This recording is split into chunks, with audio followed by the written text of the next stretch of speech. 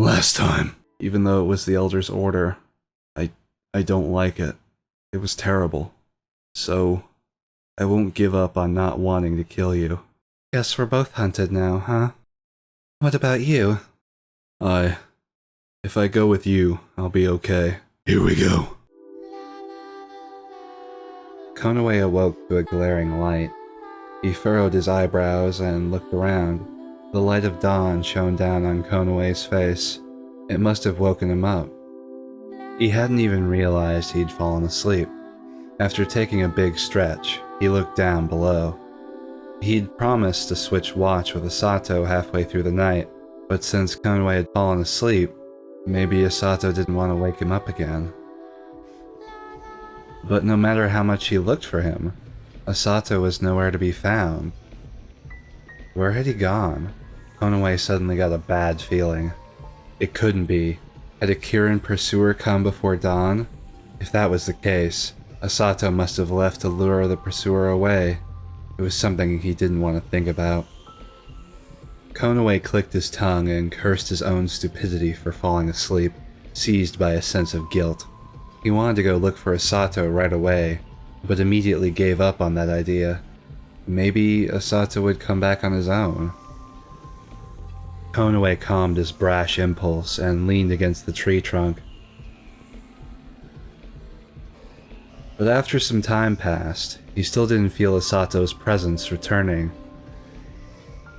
Not knowing what else he could do, he jumped down from the tree, deciding to move on for a little while.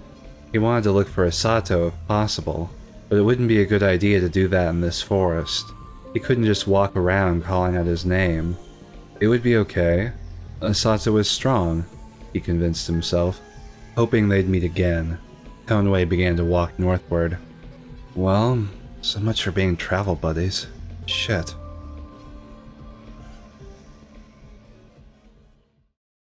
Faint light poured through the gaps of the overlapping leaves.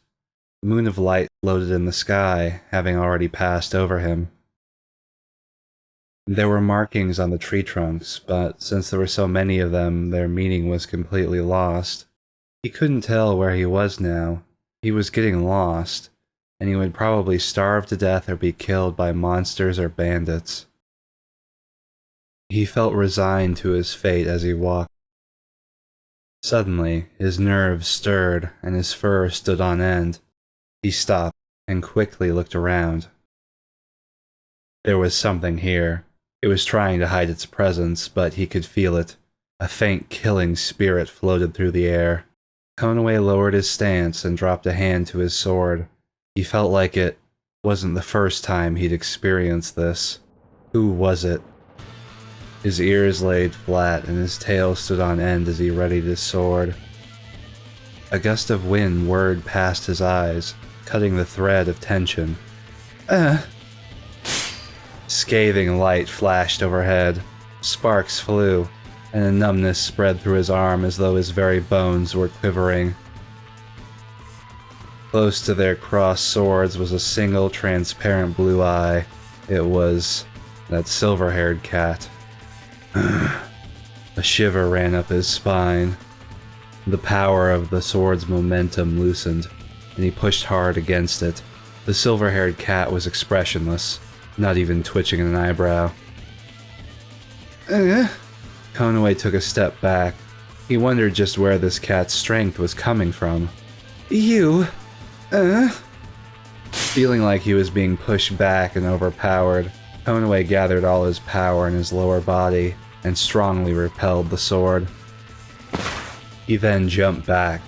As his shoulders heaved with his rough breathing, Konaway glared at the silver-haired cat. His arms still felt numb. His mind wandered and his sword lowered, but the silver-haired cat remained unaffected, as though nothing had happened. His features were just as Konaway remembered.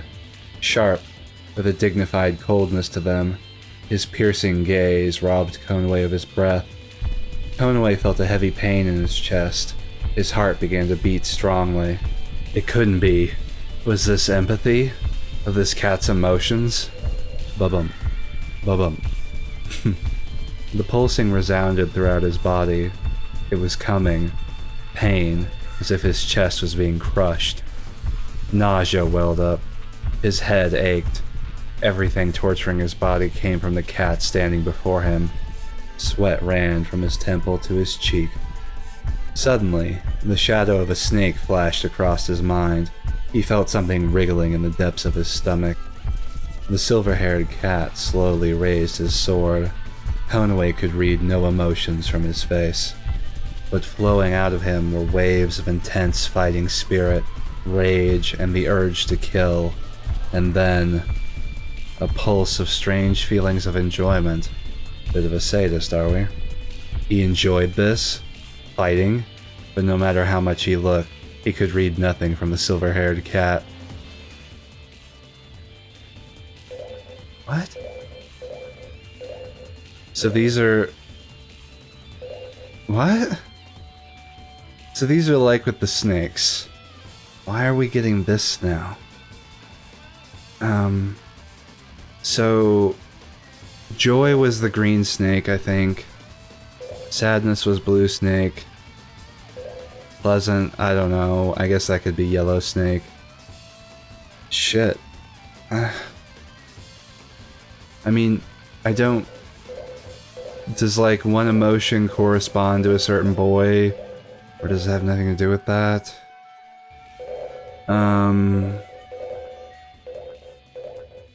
I mean, I'm lost. I don't have a rationale for, like, these decisions. I guess I'll just go with sadness, because Konaway is sad a lot. I don't know. I don't know. Fuck.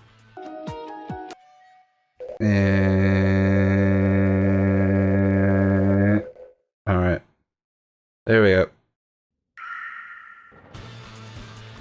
Konaway continued to endure his pain, but he clenched his teeth. This was all his heart could take. No matter how calm he looked outwardly, it was impossible for him to be emotionless. But why was he full of this excessive sadness? This was the first time he had felt that. His vision blurred. It was like the pain was singeing his nerves. The still, silver-haired cat's shadow swayed. He moved. An ear-piercing sound echoed, then vanished into the trees. An eerie silence followed. They fought sword to sword. The sword pushing against Konaway's had a short blade. The silver-haired cat reached behind his back with his other hand and swiftly pulled out the long sword he was armed with. Damn it. Konaway remembered too late. This cat fought with two swords. He had forgotten while he was enduring the agony of his empathy. He lifted his long sword high above his head. Konaway's blade was still caught by the edge of the dagger. He sensed a slight smile on the other cat's lips. Ignoring his aching body, Konaway roared with all of his might. With a strength that he thought would split his muscles, he repelled the dagger, then twisted his upper body as he ducked. At the same time, he used his freed sword to catch the incoming longsword's blow. A high-pitched sound rattled his eardrums. The silver-haired cat withdrew a step, then charged while using his dagger as a shield. Konaway jumped back, blocking his opponent's incoming attacks in quick succession. His feet became entangled and he almost fell back. Just like he thought, his opponent was strong. His fluid movements were almost beautiful, and Konaway felt captivated.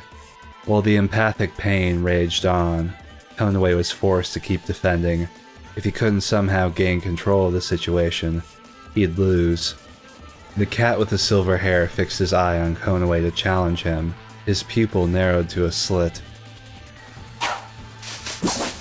Konaway evaded the blade his opponent swung by crouching down, then stepped in towards the silver-haired cat.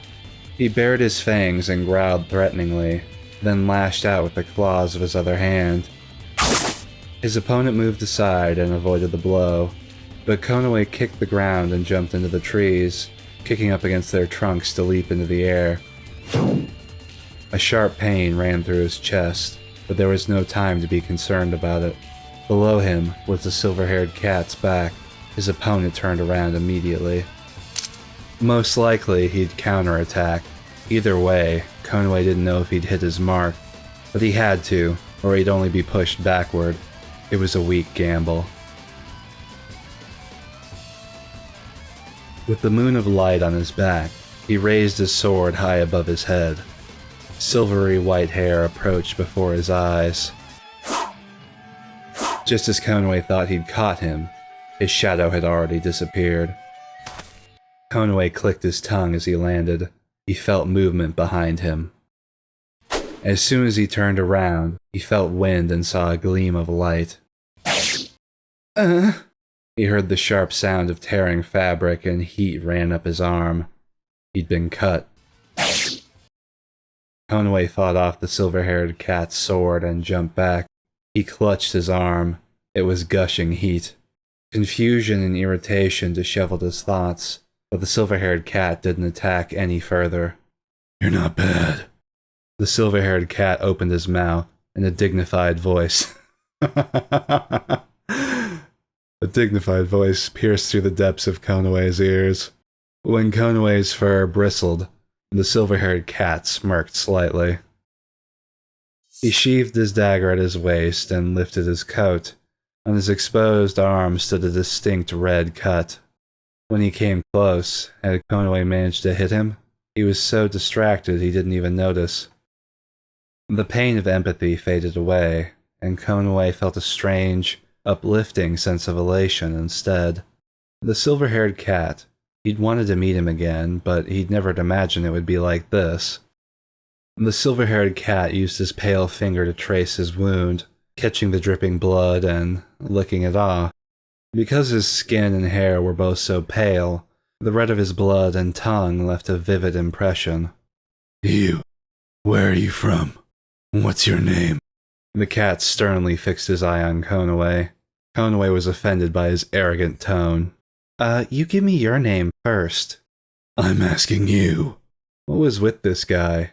Konoe frowned at his arrogant words. "You're the cat from before, right? You don't seem the least bit thankful. You've got some nerve." "No one asked for your help." "Well said." The silver-haired cat stuck his sword into the ground and smiled condescendingly at him.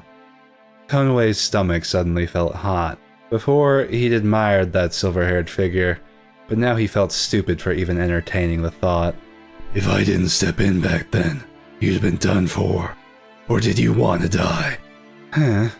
He grit his teeth. His tail swelled out thickly as he growled low in the depths of his throat. The silver-haired cat's lips curved into a thin smile of amusement. "Don't get so angry. Brash cats die young. They easily lose sight of their surroundings." "Oh, shut up. Just who are you? What do you want from me?" "Prone to biting too, huh?" What the hell was this guy's problem? Konoe knew he was being provoked, but that didn't calm his irritation at all. "Fuck you." Ignoring the wound on his arm, Konoe once again stepped towards the silver-haired cat. He lunged out, but his attack was easily avoided. It was clear that even though the other cat moved to take a step, it wasn't his real intention. And that fanned the flames of Konoe's anger even more. In that moment, he recklessly smashed his sword into nothing. Thrusting his sword out made him lose his balance. In the split second he tried to get back up again, he felt something knocking his feet back. He thought his body floated in the air, but before long his shoulder hit the ground. He'd been tripped. When he tried to get up, a sharp wind passed by the sides of his face. A dull sound followed. Out of the corner of his eyes, he saw a sword thrust into the ground. "You were tripped so easily? Didn't I just tell you? Brash cats die young." You? Resting both hands on the hilt of the sword, the silver-haired cat looked down at Konoe. "I'll ask again. Where are you from? And what do they call you?" "Stubborn, huh?" "Why do you want to know?" "I want to know about the cat who wounded me. It's not particularly strange to want to know that." "Do you have that much confidence in your own abilities?" "My story isn't important. I'm asking about you. Speak." Cold light dwelled in the eye of the cat who looked at Konoe. Overwhelmed by the daunting power in them, Konoe kept silent. A strand of silver hair flowed down over the cat's shoulder, gleaming in the sunlight. I'm not a patient person. If you want me to open a hole in your face, just keep quiet. Konoe was seized with the impulse to lunge up and bite him. Really, what was with this guy? He just appeared suddenly and was already treating him like this. It didn't make sense. He was being forced, so he didn't want to just open his mouth. But he didn't think the silver-haired cat was joking either. He really thought he'd be pierced with that sword if he didn't answer. He lifted his head, barely swallowing his pride. He'd comply. For now. Konoe, I'm a cat of Kaoru. Kaoru? I answered, right? So take your sword away. The silver-haired cat gradually disappeared from his sight. When he tried to raise his body on his elbows, a dull pain ran through Konoe's shoulders. It was probably from when he was knocked down. He endured the pain and checked the place where he'd been cut. Just as he'd thought, it wasn't very deep. It had already started to scab. Konoe let out his tension with a short, irritated sigh. He cast a sharp look to the silver-haired cat standing before him. It's your turn now. What's your name? Rei. Hometown? Setsura. Setsura. They had the bloodlines of the large-sized species. His gaze moved to Rei's white tail. It was a lot different from Konoe's, large and bushy. His ears were a different shape, too. Why did you appear in front of me all of a sudden? And why did you attack me? You're a noisy cat, aren't you? So many questions. But I don't have time to answer them right now. Rei's pupil narrowed instantly once he spoke. Someone was there.